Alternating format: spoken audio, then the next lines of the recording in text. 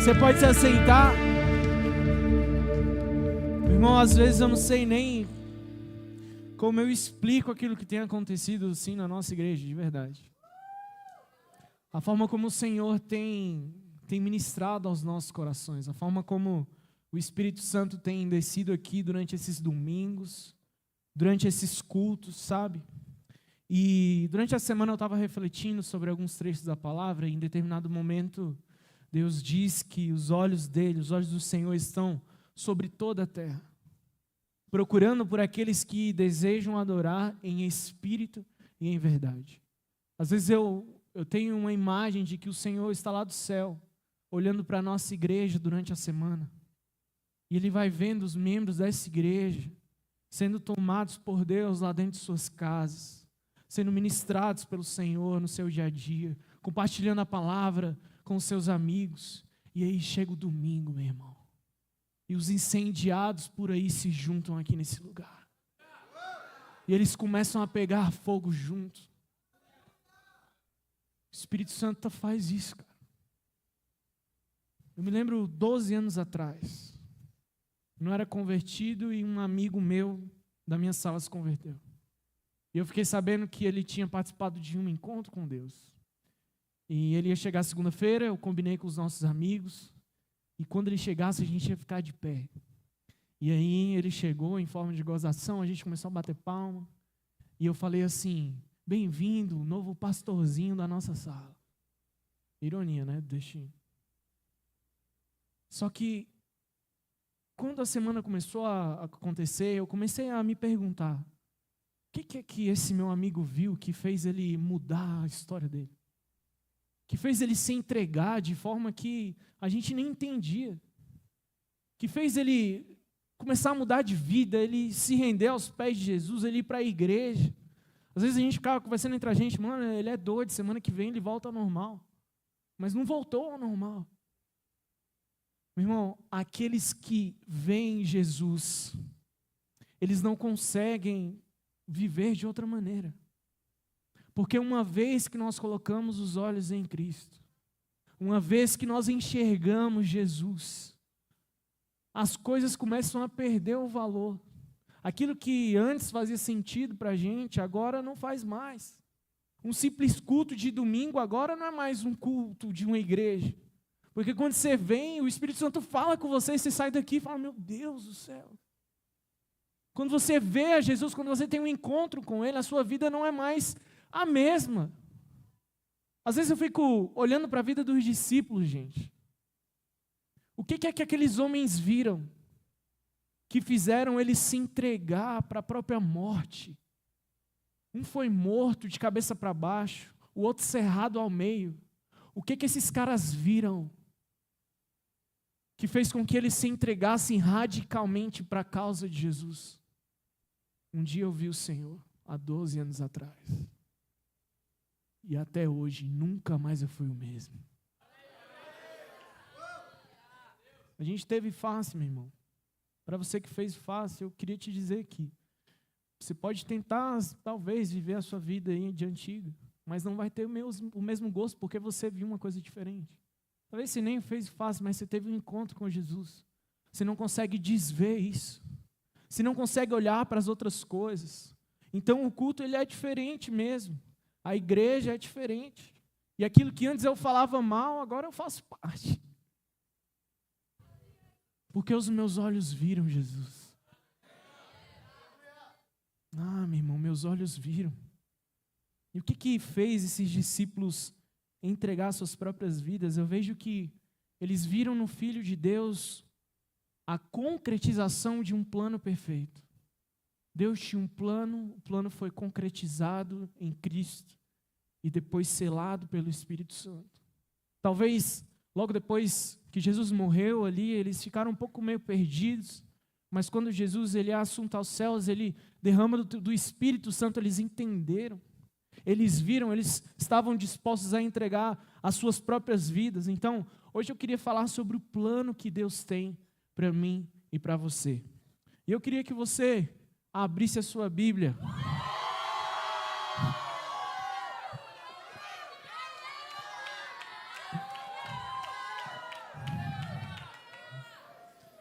Irmãos, eu sou pastor de jovens, tá?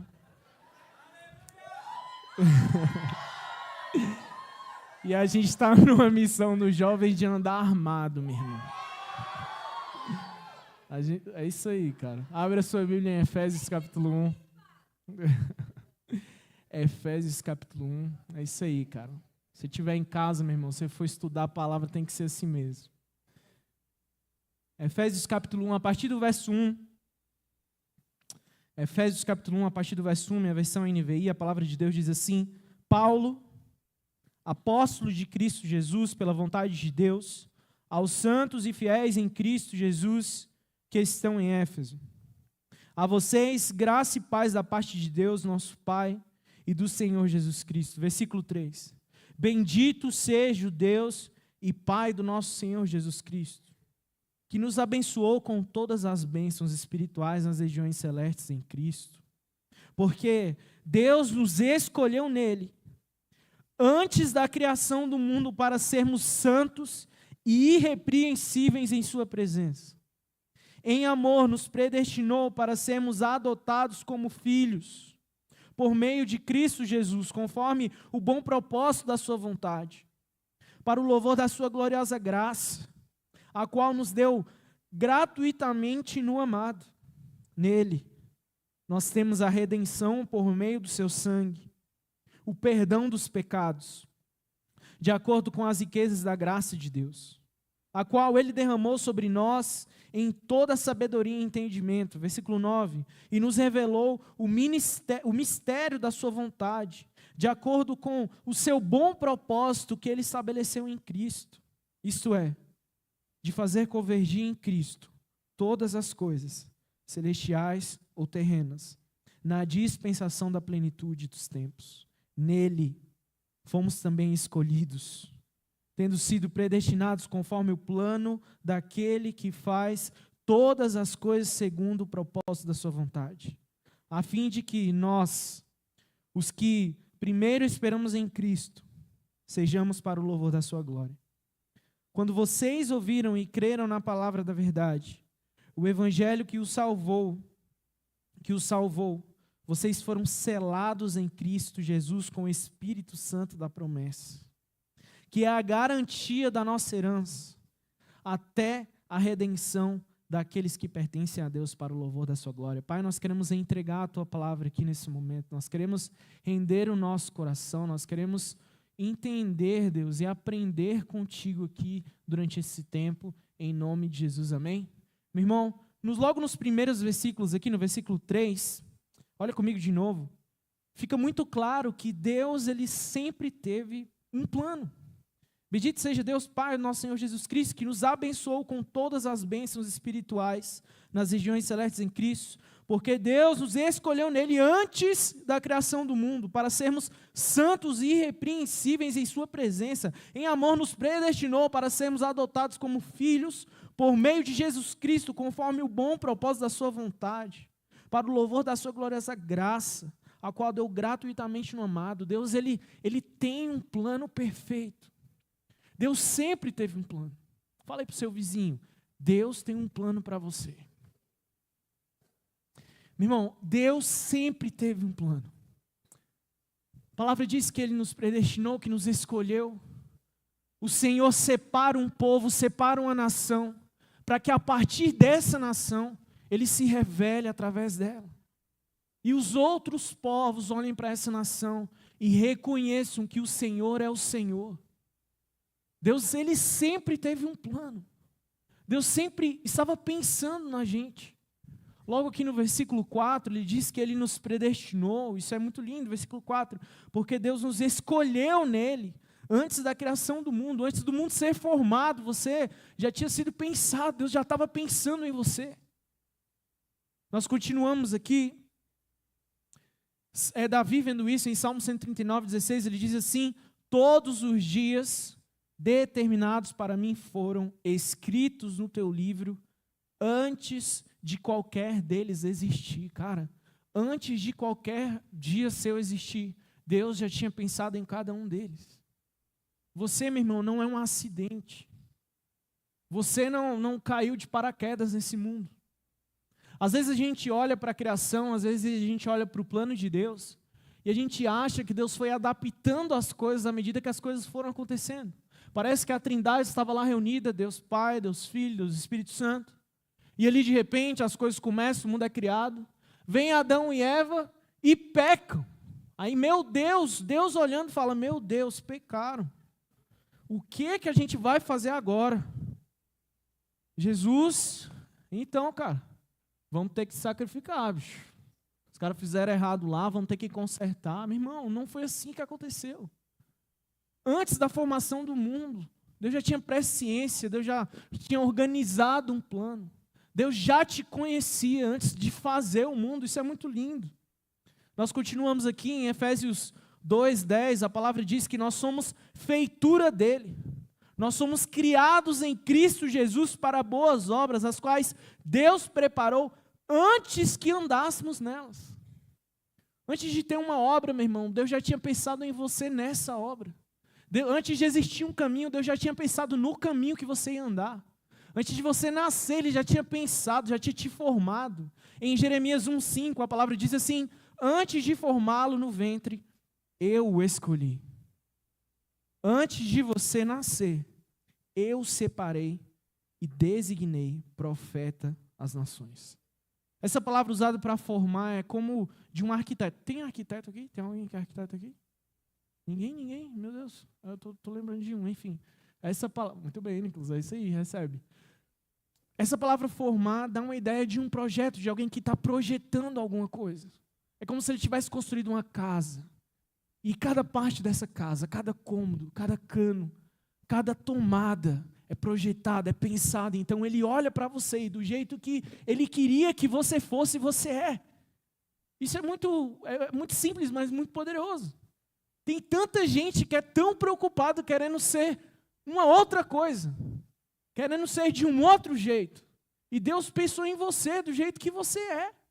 Às vezes eu fico assustado, irmãos, assim, vendo uns rios assim, de harmonização facial. Meu Deus do céu. Parece desarmonização facial. Você passa e não conhece a pessoa, mano. É tipo assim, é terrível assim às vezes, né? Mas claro que a gente precisa ficar bonito e tal. Mas o Senhor pensou em você. No versículo 5 aqui, em Efésios, nós temos um trecho muito interessante.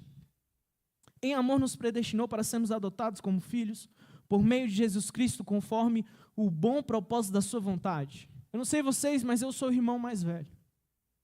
E no código de conduta do irmão mais velho, existem algumas coisas que nós fazemos, às vezes involuntariamente. Meu irmão, você não tem ideia como é que é lidar com duas crianças, né, pequenas, assim, talvez você tenha. Eu tenho 2 filhos, um de 3,5 e uma de 1,5. Irmãos, eles brigam, parece que é natural. Eles decidem.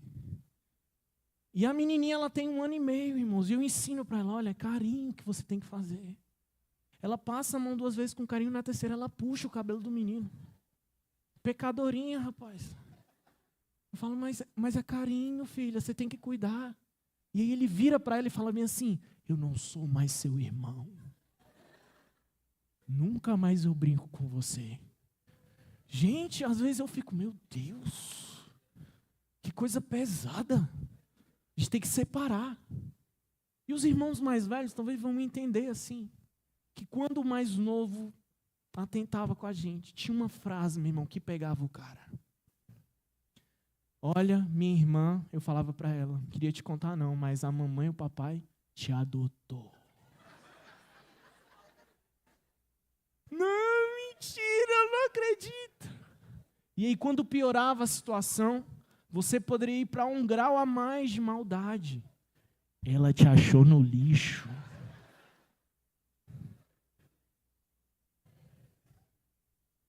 Meu irmão, enfim, eu me converti, não faço mais isso. Às vezes dá vontade. Não vou mentir para os irmãos. Mas quando a gente lê assim, a palavra falando assim, olha no versículo 5. Em amor nos predestinou para sermos adotados. Ah, não, Senhor, adotado não. Queria ser o filho, assim, um filhão top e tal. Porque essa ideia de adotar dá uma ideia de uma pessoa que foi negada, que foi entregue, que rejeitada. Só que na cultura romana tinha algo diferente em relação a isso. A criança que ela era adotada, ela passava por um procedimento muito interessante. O filho natural, quando ele nascia, o pai, nessa cultura grego-romana, pegava a criança, levantava ela, olhava para essa criança. E se ele reconhecesse essa criança como filho, ele aceitava. Mas se ele não reconhecesse, ele podia rejeitar essa criança. Agora, para o adotado, ele era diferente, ele era escolhido voluntariamente. O seu direito passado era apagado, a sua vida passada, se ele era de outro povo, se ele era de outro local.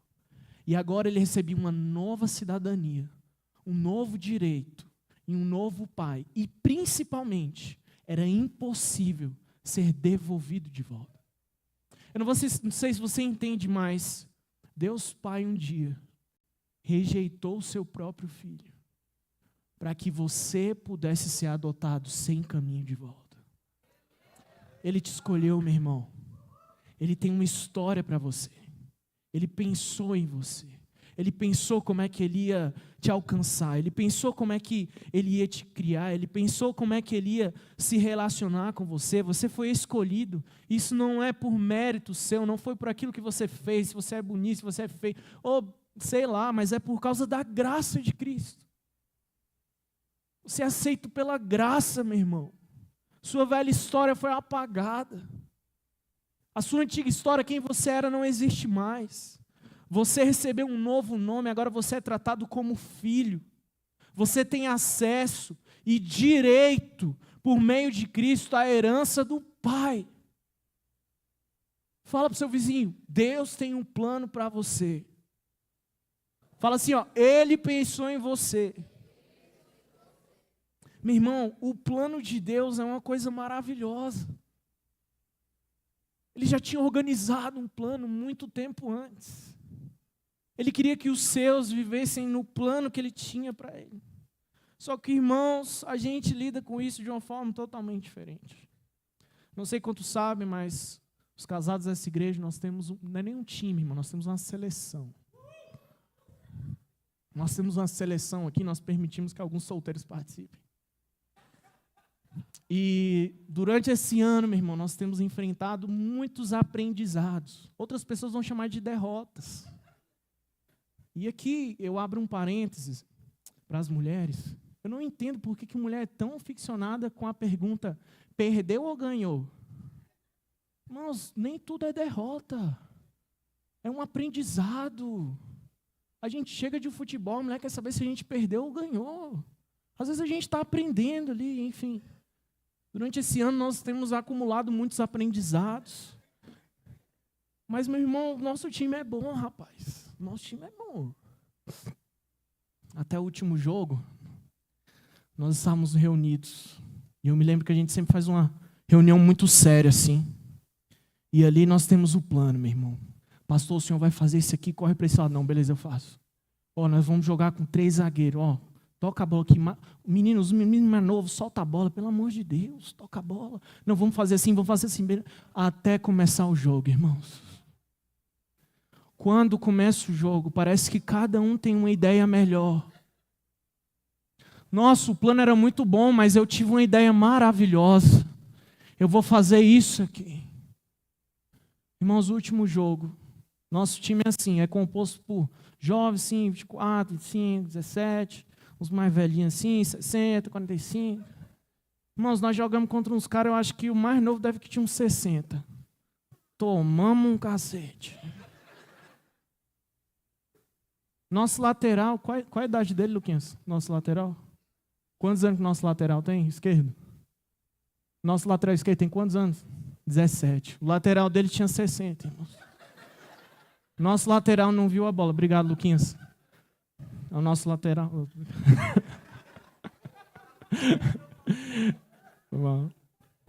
Futebol, meu irmão, idade às vezes nem sempre quer dizer tudo. Enfim. Mas o que ficou na minha mente naquele dia foi o final do jogo. Nós chegamos assim, saindo do campo, meu irmão, triste. E tá um dos mais experientes, Alan Rodrigues, está lá. Indignado, meu irmão.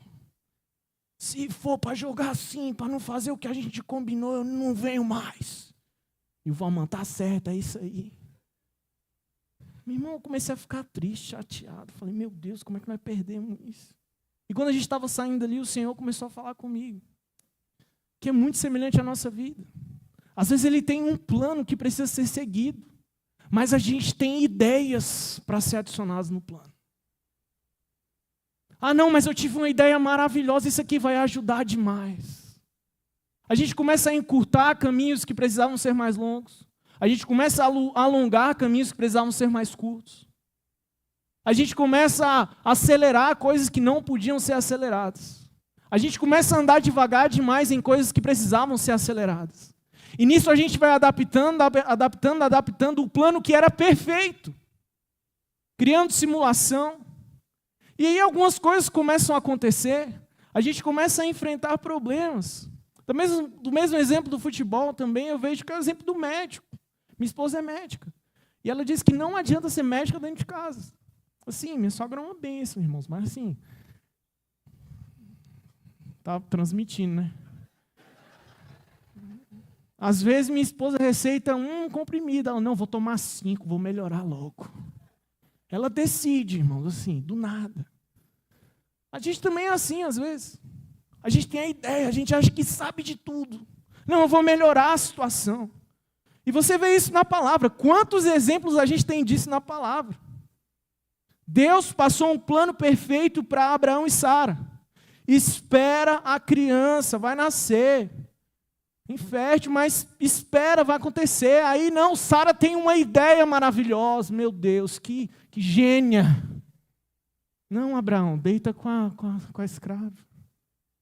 Ismael nasce, meu irmão. Não sei se você sabe, mas o terror de treta que tem hoje entre árabe e judeu é disso. Jonas tinha um plano melhor do que o plano de Deus. Deus fala assim, Jonas, vai para Nínive. Ele, não, beleza, eu vou para Tarsis. Gênio, meu Deus, que inteligente. Melhorou o plano. 3 dias dentro de um peixe. Eva, meu irmão, não coma desse fruto. Esse fruto não coma. Meu Deus, eu tive uma ideia. Eva, qual? Vou comer o fruto. Estamos aqui, meu irmão, nessa trabalheira aqui até hoje. Nesse sofrimento. Moisés, Senhor, olha, eu vou te escolher e tal. Não! Estou indignado, matou um homem, resultado, 40 anos.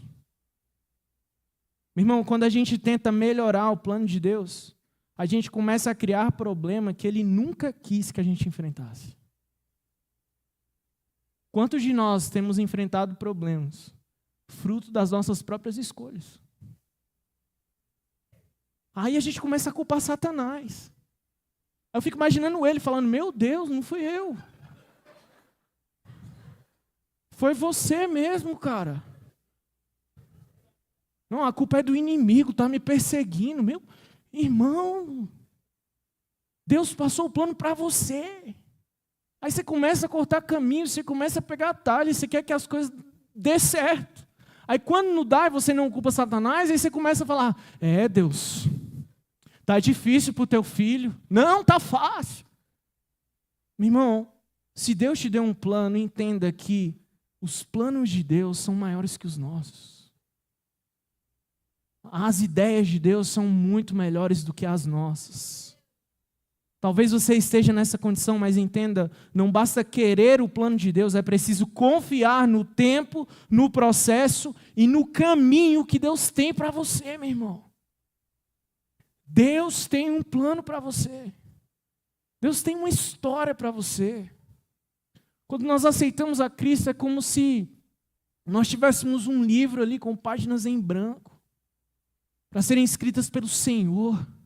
E o Senhor tem uma história já preparada para ser escrita para você, meu irmão, uma nova história. Eu acho muito lindo quando o Salmos diz que o Senhor joga os nossos pecados no mar do esquecimento. Isso quer dizer que quando nós pedimos perdão para o Senhor, Ele se esquece desse pecado. Por vezes a gente vai na presença do Senhor e fala, Senhor, o Senhor lembra. O Senhor não lembra, porque Ele prometeu que Ele esqueceria quando você pedisse perdão, meu irmão. Todas as vezes que você vai na presença de Deus, você tem um livro em branco para ser perdoado. Porque Ele te ama, Ele cuida de você, Ele tem uma história para você. Deus tem um plano para você, Deus tem um plano para essa igreja. Para de tentar também adaptar o plano que Deus tem para a igreja, meu irmão. Se Deus deu uma direção, se Deus deu um propósito, é por aí que nós vamos ser honrados. Às vezes o pastor aqui está falando, olha, vamos jogar futsal, tem que ser assim, tem que ser assado. E o outro está lá, não, vamos jogar vôlei que é melhor, é com bola também, cansa. Mas é com a mão, não joga com o pé. Você está entendendo? Deus tem um plano, um propósito para essa igreja, para a sua vida, para a minha vida. E Deus, Ele pensou. E como é que Deus executa esse plano dele, que Ele pensou antes da fundação do mundo? A partir do versículo 7, chegamos então no segundo ponto dessa mensagem. Deus, Filho, executa o plano perfeito de Deus. Olha o que diz o versículo 7. Nele, Jesus, temos a redenção por meio do seu sangue, o perdão dos pecados, de acordo com as riquezas da graça de Deus, a qual Ele derramou sobre nós com toda a sabedoria e entendimento, e nos revelou o mistério da sua vontade, de acordo com o seu bom propósito, que Ele estabeleceu em Cristo, isso é, de fazer convergir em Cristo todas as coisas, celestiais ou terrenas, na dispensação da plenitude dos tempos. Nele fomos também escolhidos, tendo sido predestinados conforme o plano daquele que faz todas as coisas segundo o propósito da sua vontade, a fim de que nós, os que primeiro esperamos em Cristo, sejamos para o louvor da sua glória. Jesus, então, Ele cumpre o plano perfeito do Pai. É Ele quem coloca em prática, é Ele que executa o plano de Deus. Mas aqui tem uma chave interessante em João capítulo 6, versículo 38. Olha o que Jesus diz, Ele diz assim: eu desci do céu para fazer, vírgula, não a minha vontade, mas a vontade daquele que me enviou. Isso é muito interessante. Qual que era a vontade de Jesus então? Se Ele desceu para cá para não fazer a vontade dele, mas a vontade do Pai. Quando Jesus está no jardim do Getsêmani, Ele está ali orando ao Senhor. Ele faz uma oração icônica, muito conhecida, muito legal. Ele ora assim: Senhor, se for possível, afaste de mim esse cálice. Mas não seja como eu quero, mas sim como tu queres. Qual era a vontade de Jesus? Não morrer na cruz. Jesus não queria morrer na cruz. Parece até pecado falar isso. Mas Ele diz: afaste de mim esse cálice. Mas por que Jesus não queria morrer na cruz? Tem um atributo de Deus na cultura judaica. Eles dizem que quando um atributo é repetido pelo menos 3 vezes, quer dizer uma verdade absoluta, um atributo absoluto sobre Deus. E na palavra só tem um único atributo que é repetido 3 vezes. Quem sabe? Deus é santo, santo, santo. O que significa Deus ser santo? É que Ele é totalmente separado. Ele é totalmente distante do pecado. Então, quando Jesus está no Getsêmani, se vê se tornando o pecado em favor de nós, quando o seu pecado, quando o meu pecado está sobre Jesus, e Deus é totalmente santo e não coexiste com o pecado, Jesus, quando está na cruz, diz uma coisa interessante. Ele diz: Eli, Eli, lama sabachthani, Deus meu, por que me abandonastes? Jesus entendia que quando Ele se fizesse pecado, Deus Pai se afastaria dele. Jesus estava disposto a sacrificar qualquer coisa, menos a presença do Pai. Jesus, Ele vem executar o plano de Deus, e Ele diz que não queria que fosse feita a vontade dEle, mas a vontade daquele que o enviou. E para viver os planos de Deus, irmãos, por muitas vezes, nós precisamos lidar com a nossa vontade. Jesus diz em Mateus capítulo 16, versículo 24, Jesus diz assim: se alguém quiser vir após mim, negue-se a si mesmo, tome a tua cruz e siga-me.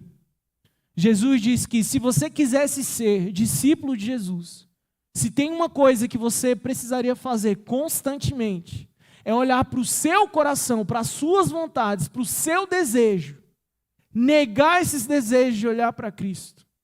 Isso pode parecer simples aqui falando, mas eu sei que é um desafio. E Jesus disse que eu não vim fazer minha vontade.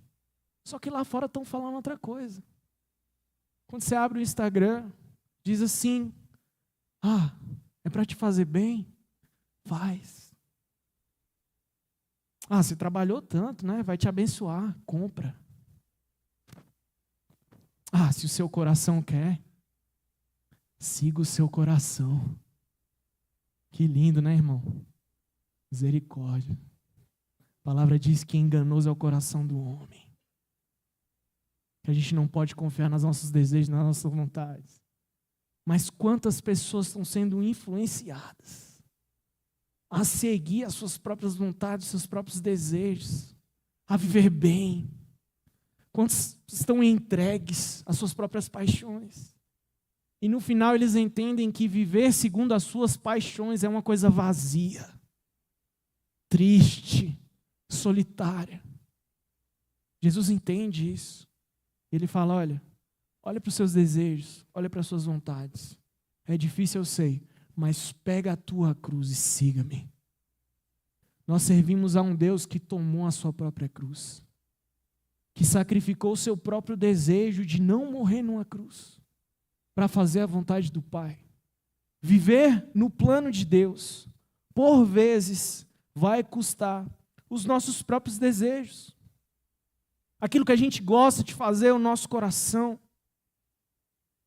Jesus, ele é obediente até a morte de cruz. Isso aqui é muito forte.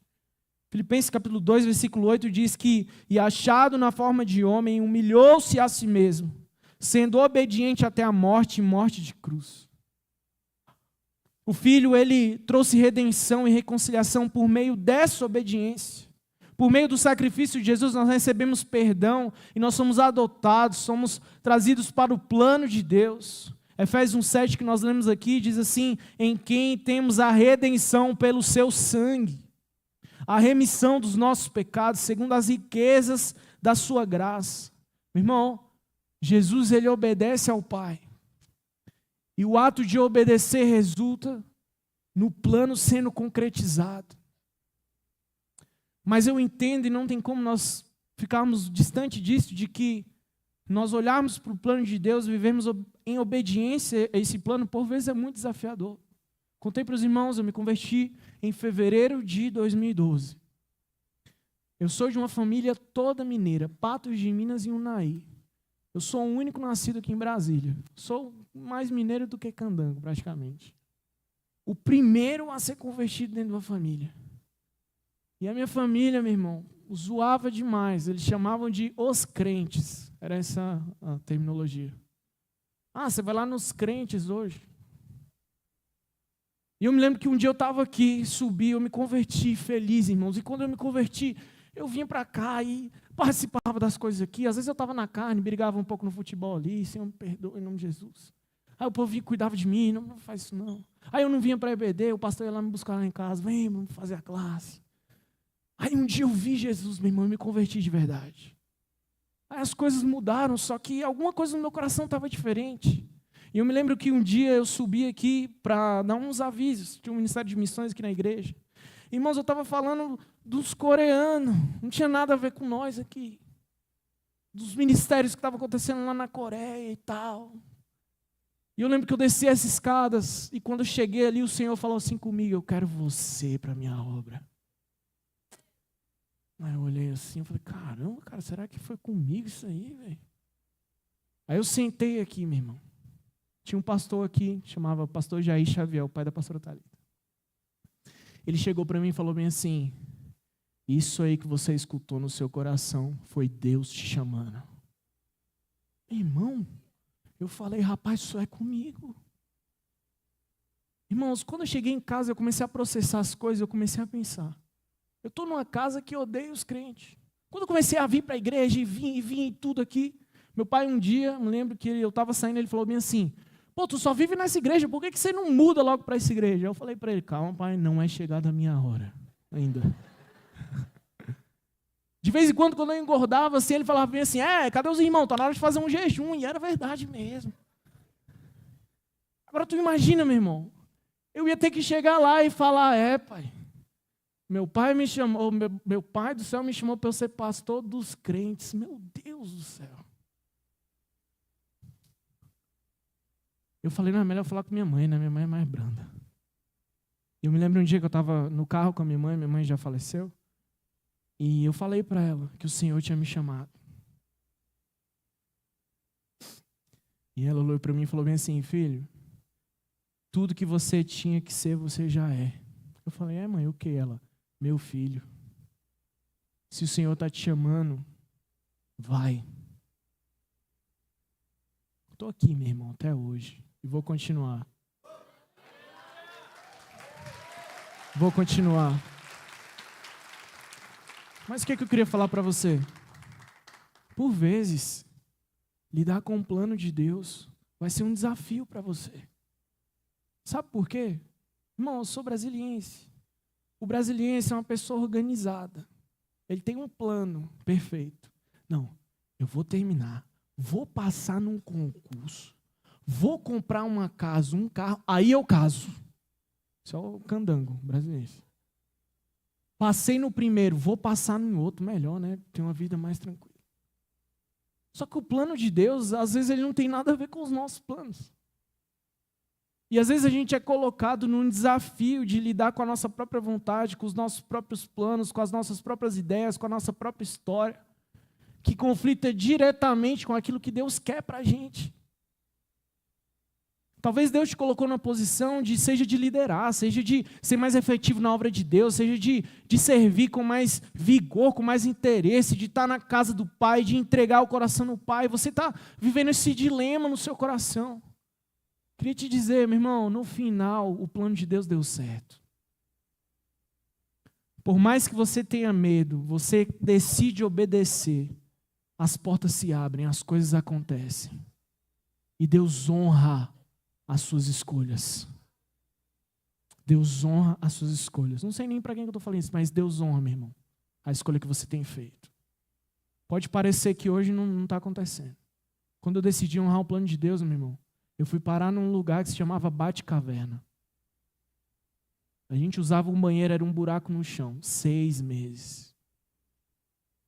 Para eu ir pregar lá na igreja, eu tinha que ligar para os traficantes para saber se estava tendo operação, se eles estavam tendo tiroteio, se eu ia poder subir para a igreja. Eu falei, meu irmão, que plano de Deus é esse? Que plano doido de Deus é esse? Me manda para um lugar de boa, Senhor, pelo amor de Deus. Mas o Senhor estava me tratando, meu irmão. A obediência resulta em glória atrás de glória, cara. Terceiro e último ponto. Plano de Deus, Deus projeta, planeja. Jesus executa. E para finalizar, o Espírito Santo, ele sela.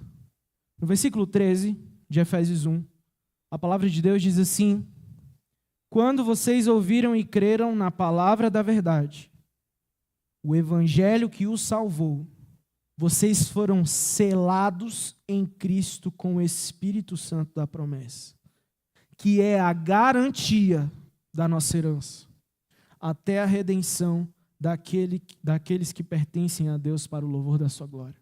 O que significa ser selado pelo Espírito Santo? Talvez os mais novos não tenham ideia, mas antigamente existia algo que se chamava carta, né? E essa carta, isso era, né, papel, a pessoa escrevia ali, né? Tempo arcaico, né? Na verdade. Quando terminava essa carta, colocava no envelope e carimbava. Uma marca d'água, um selo. Quando você passava a mão assim, dava para sentir. E essa marca, esse selo, irrevogável, não tem como tirar, não tem como. Você tem que arrumar outro envelope se você quiser. O selo para o povo grego, romano naquela época, desculpa até a aplicação, mas era uma realidade daquela época. As pessoas, os escravos, eles eram marcados. Pensa nessa marca que fazem gado hoje, naquela época era assim. Eles marcavam as pessoas com o selo do império. E esses escravos eram reconhecidos quando eles andavam, quando eles estavam trabalhando. Eles pertenciam ao imperador, eles pertenciam ao Império Romano. Eles carregavam a marca do império. Paulo está falando assim: você carrega a marca do Espírito Santo. Isso significa que Deus te marcou com fogo, colocou a marca do Espírito dele em você. Para quando alguém olhar para você, reconheça que em você Você pertence ao maior imperador que já existiu. Você, meu irmão, carrega a marca da promessa. A marca de filho. A marca de quem foi escolhido, planejado, adotado. Você carrega o próprio Deus dentro de você. Agora, que triste é que muitas pessoas vivem escondendo essa marca. Meu irmão, quando naquela época de escravo o cara saía, todo mundo que olhava via. Aí você carrega a marca, você quer ficar escondendo. Você vive igual um crente 007. Você é agente secreto lá no seu trabalho. Ninguém sabe que você é crente. Você tem vergonha. Às vezes até um espanto. Poxa, você é crente, nem sabia. Meu Deus, isso é vergonha, irmão, de verdade. Se tu já escutou isso, meu irmão, eu tô com vergonha de tu. De rocha mesmo, velho. Sério. Nem sabia que tu era crente, é pesado, meu irmão. Quer dizer que você nunca viveu parecido com Jesus. Agora, quando a pessoa olha para você e fala bem assim, tu é crente? Aí você fala, sério, sou. Você percebeu? Isso é bom demais, meu irmão. Meu irmão, para de viver escondido, cara. Você é filho. Você foi comprado, você foi marcado. Para de ter vergonha do evangelho, cara. Tem gente que tem vergonha de ser chamado de crente. Não, pastor, eu sou cristão. Ai, ai, ai. Também é cristão. Mas você tem que expor a sua fé, cara. Você tem ideia que há lugares que você está, que Jesus escolheu você para entregar para você uma verdade, para que as pessoas daquele lugar conheçam o nome dele por meio de você que carrega a marca. Você foi escolhido, você faz parte do plano de Deus, você carrega a marca da promessa. Quem carrega a marca da promessa, irmão, precisa viver para honrar essa marca. A palavra diz que essa marca, esse selo, essa marcação é como uma garantia espiritual. É como se Deus estivesse entregando um cheque calção, te dando uma garantia. Você tem a ideia de que você carrega uma parte daquilo que vai acontecer no final dos tempos. Você carrega um pedaço do céu dentro de você. Você carrega o Espírito Santo de Deus dentro de você. Pode passar quanto tempo for. Pode passar anos. Ele está lá. Ele fala com você. A gente viveu tantas coisas no Face. Mas esse Face teve uma coisa que me marcou demais. Um rapaz disse que estava num outro contexto, 2 anos atrás. Ele teve uma experiência com Deus. Ele estava numa vida doida. E ele caiu assim, ele começou a escutar palmas e glória a Deus, glória a Deus, glória a Deus. E ele levantava, tentava explicar, ninguém entendia. E aí o Espírito Santo falou para ele, olha, essa experiência ninguém vai entender mesmo, é para você. Passou 2 anos, meu irmão. A gente está lá no Face. Termina a primeira ministração, ele vai sair. Tá a galera lá assim, ó. Glória a Deus. Aleluia. Ele só chorava, não entendia. No final eu falei, meu irmão, tá tudo bem contigo? Ele falou, pastor, eu não conseguia sair daqui sem o Espírito Santo me lembrar que há 2 anos atrás ele tinha me preparado um momento como esse para mim. Deixa eu te falar, você é filho, cara. Pode passar quantos anos for. Ele está te caçando. Salmo 139 diz que o Espírito do Senhor te persegue. Não adianta você fugir para cima, para baixo, se esconder debaixo da sua cama, se fecha lá no seu trabalho, sumir da igreja, não adianta. Ele te persegue, meu irmão. Ele quer você. Ele quer viver com você. Ele quer que você faça parte e coloque em prática o plano que Ele tem para você. Você está aqui, pai, queria te falar, não adianta fugir não, Ele vai lá te pegar. Mano. Não adianta se esconder, Ele quer você, cara. E quando o maior de todos te quer, meu irmão, não tem outro caminho senão viver para a glória dEle. Fica de pé aí no seu lugar.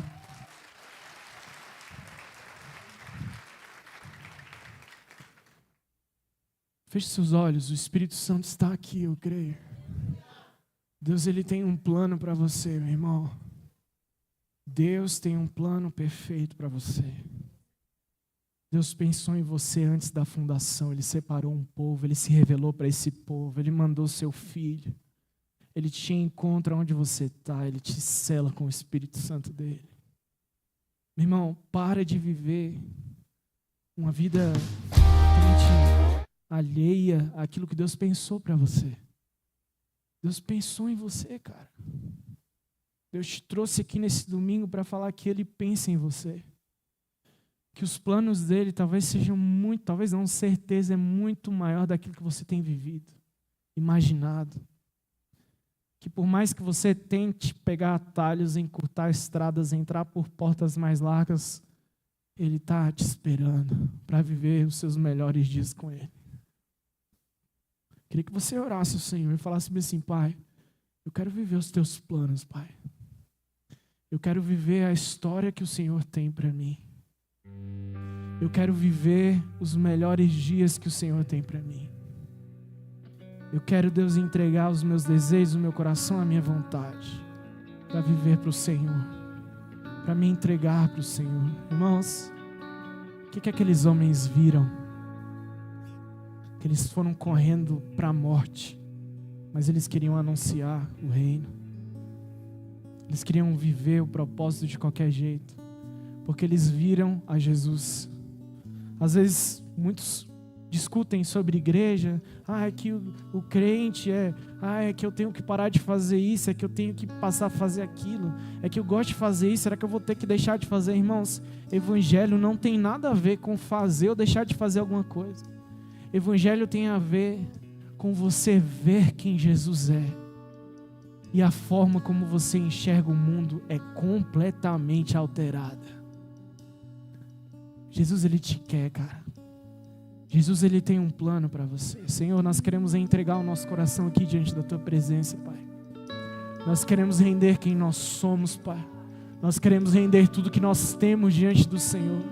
Nós queremos render as nossas escolhas, os nossos planos, projetos, os nossos sonhos. Nós queremos render ao Senhor, Pai. Porque nós cremos que os planos do Senhor são bem mais altos que os nossos. Que o projeto do Senhor é bem melhor do que os nossos projetos, Pai. Nós queremos render-nos, Deus, em adoração ao Senhor. Seja glorificado aqui nesse lugar, nessa igreja, Deus. Que nós possamos viver o projeto que o Senhor tem para nós aqui, Deus. Em nome de Jesus. Amém? Você pode aplaudir o Senhor, mais forte que você puder. Aleluia. Glória a Deus. Não vá embora sem cumprimentar pelo menos umas 5 pessoas aí à sua volta.